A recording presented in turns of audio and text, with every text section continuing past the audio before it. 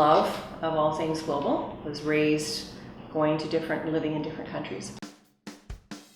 It actually probably started when I was living in Oxford when I was 16. I had finished university at that point and decided to work actually for Blackwell's, I guess. I mean, I worked in a book publishing company putting books on shelves and filling orders, like what's that?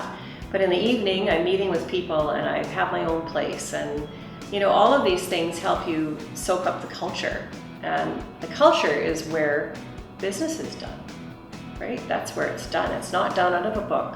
It's not done out of a college course or university course or anything else. It's done out of that experience. That experience doesn't have to be always in a workplace.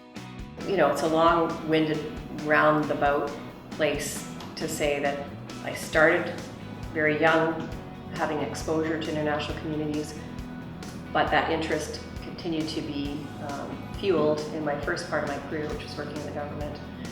And then I had the opportunity then to start my own company and take it that direction. The purpose of us getting into this business was to try and build a business that would cross the borders of Canada. We certainly had heard about the growth of China, and we were very interested in what the opportunities were there.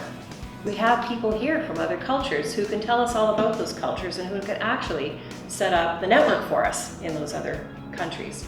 We don't look at it like that.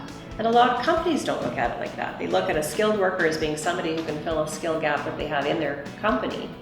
But how about let's look at that as being a skilled worker who has access to a new market that maybe you've never considered. I think there's a world of possibility. Really, being international is more of an attitude, and it's more of a perspective.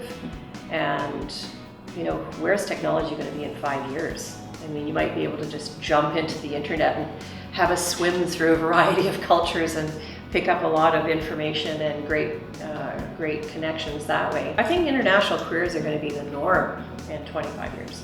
I think anybody, if I'm here, I may be zipping over to Rome or to Brazil. Like, I could just do that because that's going to be how business is done. Go somewhere for a year, go somewhere for 6 months, go somewhere for 3 months, 3 months, 3 months, 3 months. Go visit companies, step in and ask if you can volunteer in the company for a week or a month, or just do it. Today it's so easy compared to 20 years ago or 30 years ago. We'll have a completely different way of doing business in 10 years even.